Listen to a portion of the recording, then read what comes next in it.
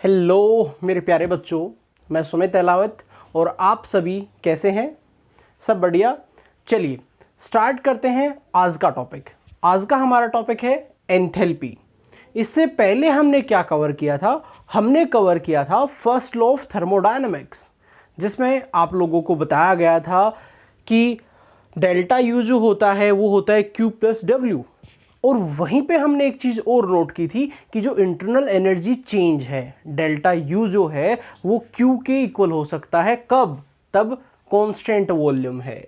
अगर आपको याद हो delta U equals to Q plus W हुआ था फर्स्ट लॉ ऑफ थर्मोडायनेमिक्स से, ये हमने क्लियर किया। अगर आपने ये लेक्चर नहीं देखा है तो आप उस लेक्चर को जरूर देखें, तभी ये लेक्चर आपको समझ में आएगा।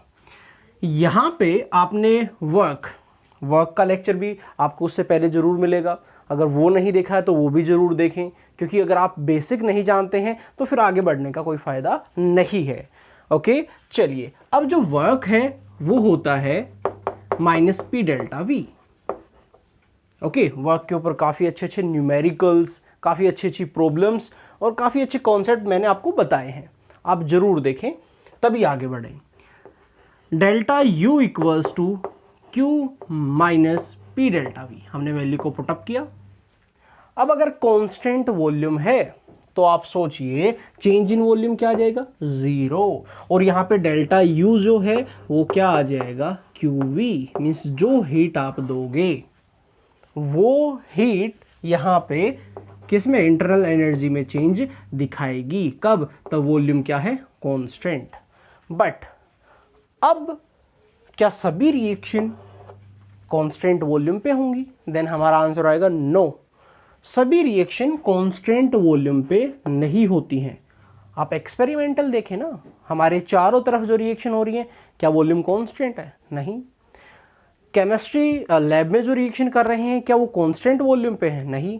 Like burette, test tube, conical flask, काफ़ी सारे ऐसे कंटेनर हैं जो ओपन हैं, उनकी वॉल्यूम कांस्टेंट नहीं है। हाँ, प्रेशर कांस्टेंट है। तो आज हम पढ़ने वाले हैं कि अगर प्रेशर को कांस्टेंट रखा जाए, यहाँ पे तो वॉल्यूम को है, अगर प्रेशर को कांस्टेंट रखा जाए तो हीट चेंज जो है वो किस फॉर्म में बताया जाएगा? कांस्टेंट वॉल्यूम पे तो हमने बताया है डेल्टा यू की हेल्प से, और अब हम जो बताने वाले हैं वो बताने वाले हैं एंथैल्पी। ओके, तो देखिए आपको वर्क डन क्लियर होना चाहिए इस चीज़ को समझने के लिए। वर्क डन समझने के बाद आपको first law of thermodynamics clear होना चाहिए। तो सभी चीज़ें एक दूसरे से इंटर रिलेट करती हैं। अगर आपको वो नहीं पता है तो आप ज़रूर देखें। अब हम स्टार्ट करते हैं एंथैल्पी। एंथैल्पी को डिनोट किया गया है H। ये भी एक तरह की हीट ट्रांसफ़र है।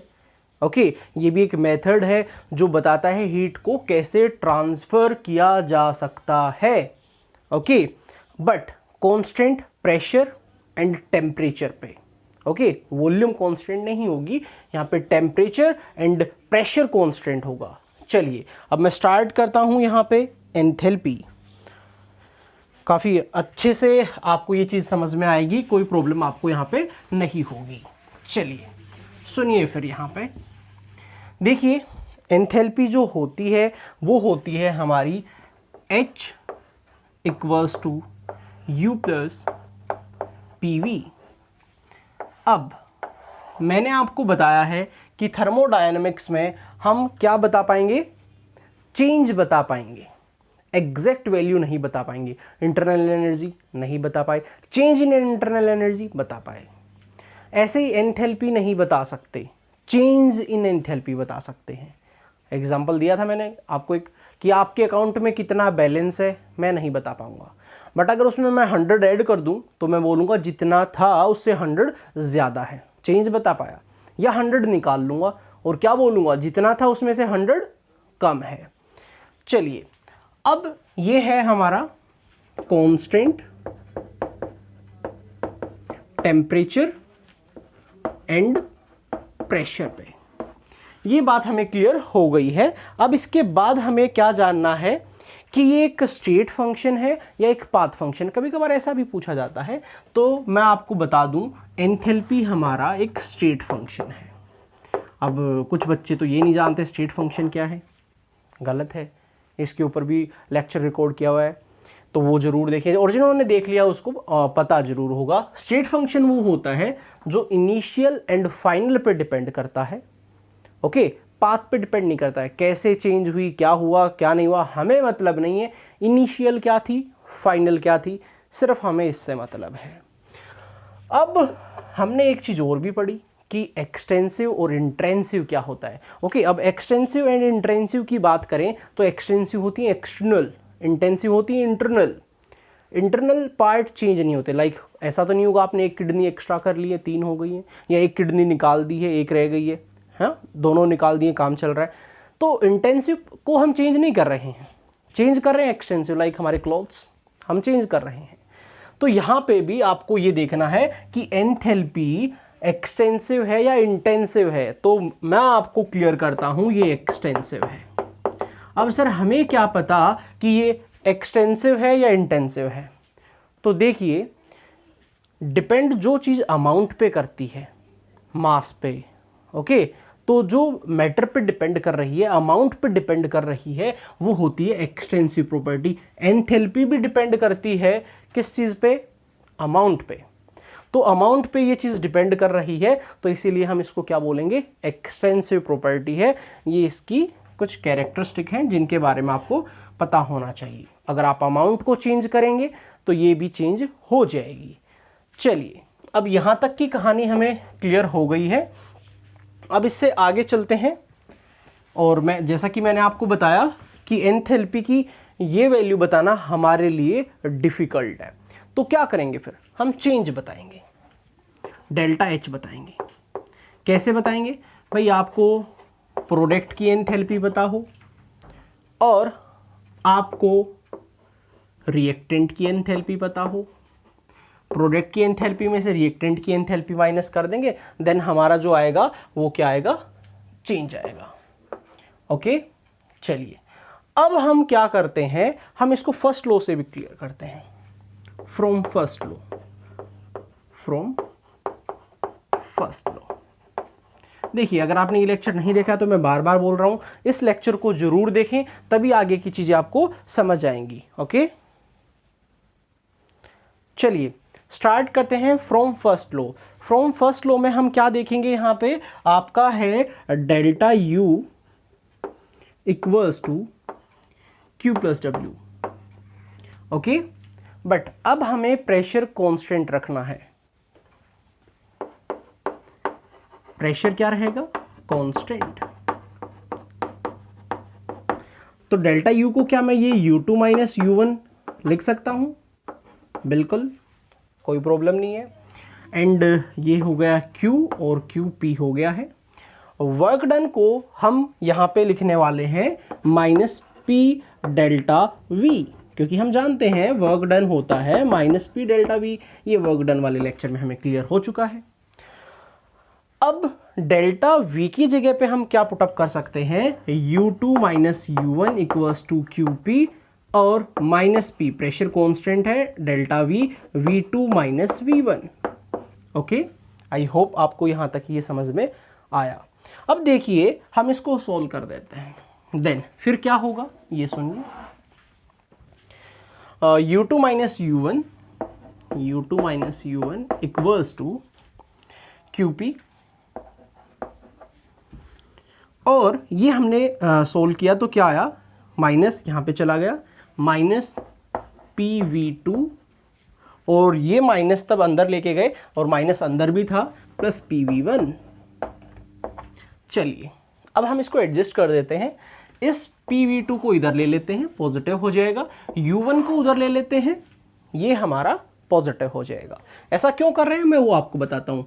u2 प्लस PV2, कुछ बच्चे तो समझ गए होंगे कि ऐसा क्यों किया, प्लस PV1 प्लस u1। जो नहीं समझे हैं उनको मैं अभी समझा देता हूँ। एंथैल्पी क्या है, u प्लस PV। अब यहाँ पे देखेंगे तो क्या है, u प्लस PV, बट 2 है तो क्या आ जाएगा, H2। यहाँ पे क्या था, H। अगर आपने फाइनल इनिशियल लिया है तो यहाँ पे H2 आ गया, इक्वल्स टू QP, और ये क्या हो गया, H1। आई थिंक कंफ्यूजन होना नहीं चाहिए आपको, ये यहाँ पे मैंने बता दिया था। अब क्या होगा, H2 minus H1, equals to Q P. अब H2 माइनस H1 क्या होता है, delta H change in enthalpy equals to constant pressure. तो कांस्टेंट प्रेशर पे जो हीट आपकी चेंज हो रही होगी उसको हम बताएंगे चेंज इन एंथैल्पी से, और कांस्टेंट वॉल्यूम पे जो हीट चेंज हो रही थी उसको बताते हैं हम डेल्टा यू से। ये पॉइंट आपको अच्छे से क्लियर होना चाहिए। ये इसकी डेरिवेशन है, एक बार नोट कर लेंगे, और अगर स्क्रीनशॉट लेना चाहें तो स्क्रीनशॉट ले सकते हैं। ओके, चलिए अब ले लिया होगा आपने स्क्रीनशॉट इसका। तो यहाँ पे एक चीज़ और देख लेना कि अगर डेल्टा H नेगेटिव है तो हमारी प्रोसेस क्या होगी, एक्सोथर्मिक, मीन्स हीट रिलीज हो रही होगी। और अगर डेल्टा H पॉजिटिव है तो हीट ली जा रही होगी, इंक्रीज हो रही होगी, और रिएक्शन हमारी कैसी होगी, एंडोथर्मिक। आई होप आपको ये चीज समझ में आ गई है।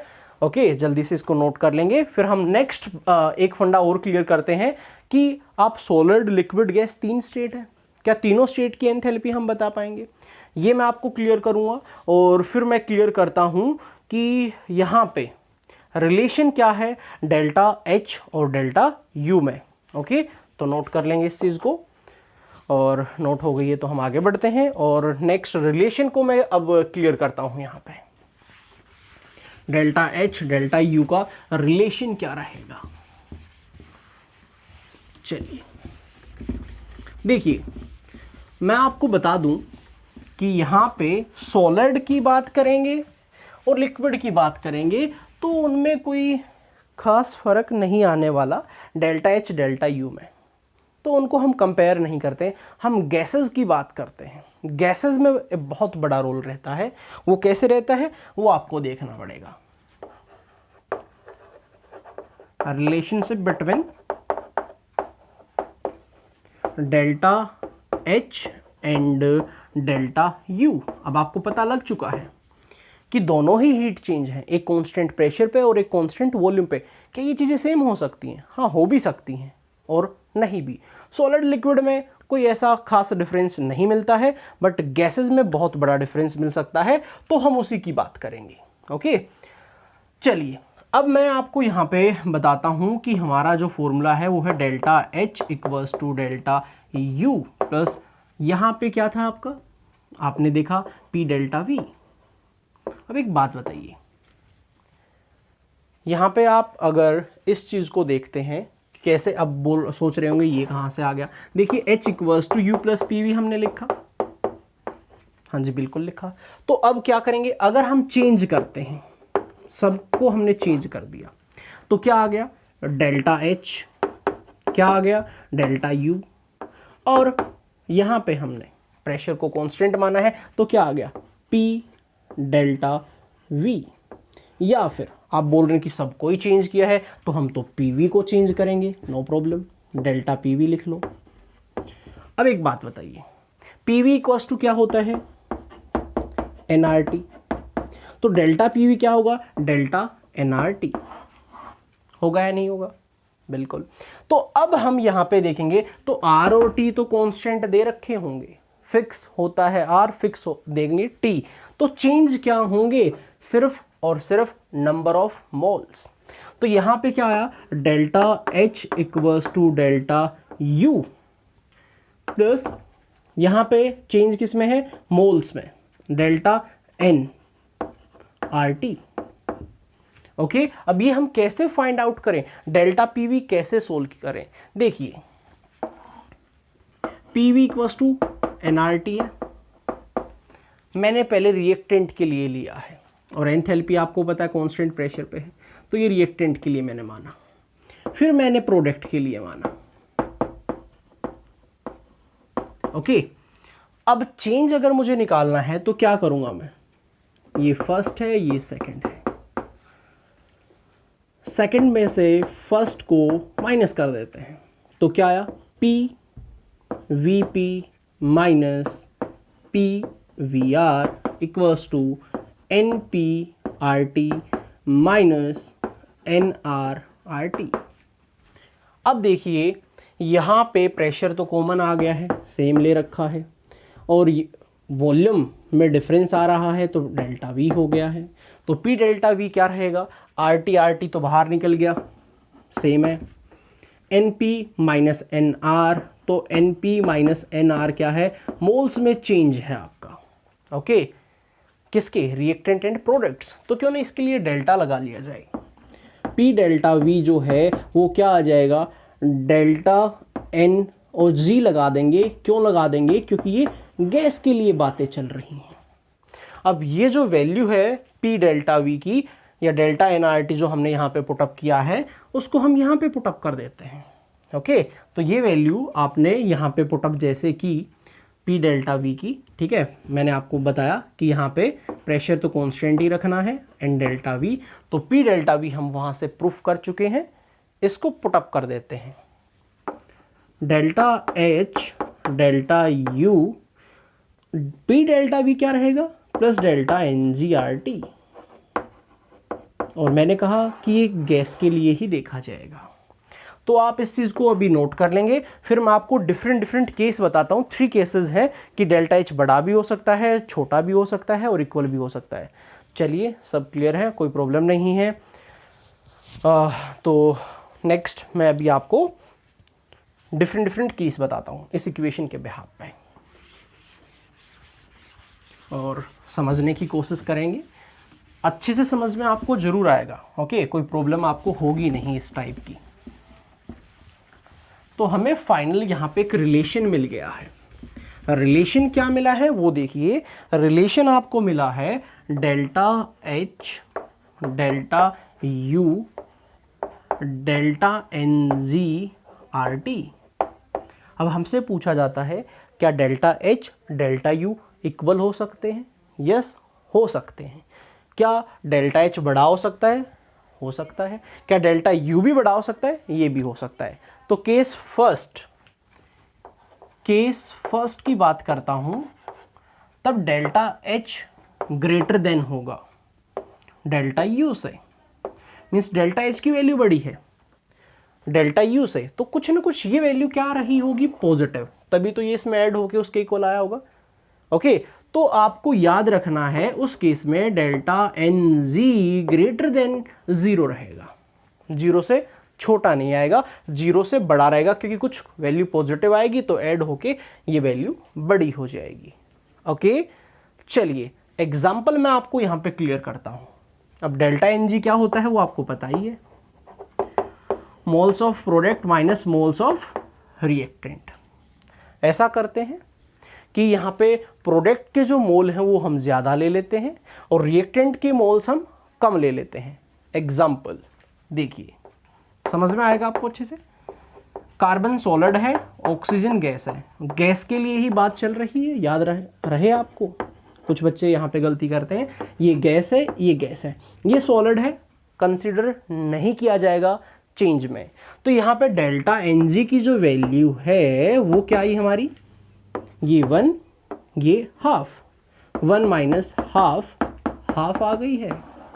अगर आप इसमें देखेंगे तो आपका डेल्टा एच कंफर्म है डेल्टा यू से बड़ा आएगा, क्योंकि ये कुछ वैल्यू जरूर आएगी और इसमें ये ऐड होके ये वैल्यू फाइनली बड़ी हो जाएगी। चलिए और एक एग्जांपल बता देता हूँ। PCl5 gives PCl3 plus Cl2, gas है, गैस है, गैस है। प्रोडक्ट के मोल्स क्या हैं आपके 2, रिएक्टेंट्स के मोल क्या हैं 1, देन फाइनली आपका क्या आ गया है 1। फिर से हम यहाँ पे कुछ 1 पुटअप करेंगे, आर की वैल्यू कुछ होगी, टेम्परेचर की वैल्यू कुछ होगी, इसमें ऐड होके डेल्टा एच फिर से बढ़ा जाएगा। जैसे कि मान लो डेल्टा यू हमें पता है 100 आ गया, ओके। अब यहाँ पे डेल्टा एन जी की वैल्यू क्या आ गई है 1 आ गई है। आर 8.314 ले लेते हैं। टेम्परेचर मान लेते हैं 298 केल्विन है। तो आप देखिए डेल्टा यू तो 100 ही रहा ना, बट ये वैल्यू ऐड होके डेल्टा एच आया, तो डेल्टा एच कंफर्म है क्या आएगा, बड़ा आएगा। आई होप आपको ये बात अच्छे से समझ में आई होगी, कोई प्रॉब्लम नहीं होगी, और इसी टाइप के न्यूमेरिकल आएंगे वो भी आप इजीली कर पाएंगे। चलिए अब मैं चलता हूं सेकंड केस की तरफ। सेकंड केस क्या होता है उसकी बातें करते हैं हम। देखिए केस सेकंड, तब डेल्टा H डेल्टा U से छोटा होगा। अब ऐसा तो तब हो सकता है तब प्रोडक्ट्स के मोल कम रहें और रिएक्टेंट्स के मोल्स ज़्यादा रहें। अब ये कैसे? देखिए अगर आप ले लेते हैं यहाँ पे मान लीजिए N2 + 3H2 gives 2NH3. In this case delta Ng equals to 2, सभी गैस हैं, -1 3 4 -2 आ गया है। अब अगर आप इस इक्वेशन में वैल्यू पुटअप करेंगे डेल्टा NgRT सेम वही है, डेल्टा H निकालना है, डेल्टा U हमने 100 माना है, माइनस अब ये वैल्यू कितनी आ गई है 2, R कितना है 8.314 माना है और टेम्परेचर 298 माना है। तो आप यहाँ पे देखेंगे 100 में से कुछ न कुछ क्या हो रहा है, हमारा माइनस हो रहा है, और 100 में से माइनस हो रहा है तो वैल्यू कुछ न कुछ छोटी ही आएगी। तो इस टाइप के जो भी केस होंगे जिसमें प्रोडक्ट्स के मोल्स कम होंगे और रिएक्टेंट्स के मोल्स ज़्यादा होंगे, उन सभी केस में आपका डेल्टा H छोटा रहेगा। किस चीज़ से? डेल्टा U से। आई होप आपको ये बात भी समझ में आ गई है। अब फिर हमसे पूछा जाता है क्या इक्वल भी होंगे क्या? यस, इक्वल भी हो सकते हैं। Case third, when delta Nz equals to 0 then delta H equals to delta U, delta H equals to delta U when delta NzRT delta Nz equals to 0। क्या होगा इसमें? कोई गैस का यहाँ पे रोल ही नहीं होगा। अगर जैसे हम बात कर लेते हैं H2O सॉलिड था, H2O लिक्विड में चला गया, तो यहाँ पे डेल्टा Nz की वैल्यू जो आएगी वो क्या आएगी? 0 आएगी। और डेल्टा Nz की वैल्यू 0 आती है तो डेल्टा H किसके इक्वल आएगा? डेल्टा U के इक्वल आएगा। आई होप ये आपको अच्छे से क्लियर हो गया है। एंथैल्पी का रिलेशन क्या है डेल्टा U के साथ, ये सभी बातें आपको समझ में आ गई हैं। ओके, तो इस पे बेस्ड अगर आप प्रॉब्लम करना चाहें आप इजीली प्रॉब्लम्स कर सकते हैं। सिर्फ डेल्टा Nz का आपको ध्यान रखना है, डेल्टा H आपको यहाँ पे पता है change in enthalpy, delta U आपको पता है change in internal energy. Value put up करेंगे, सॉल्व कर देंगे। Okay, all the best, thank you.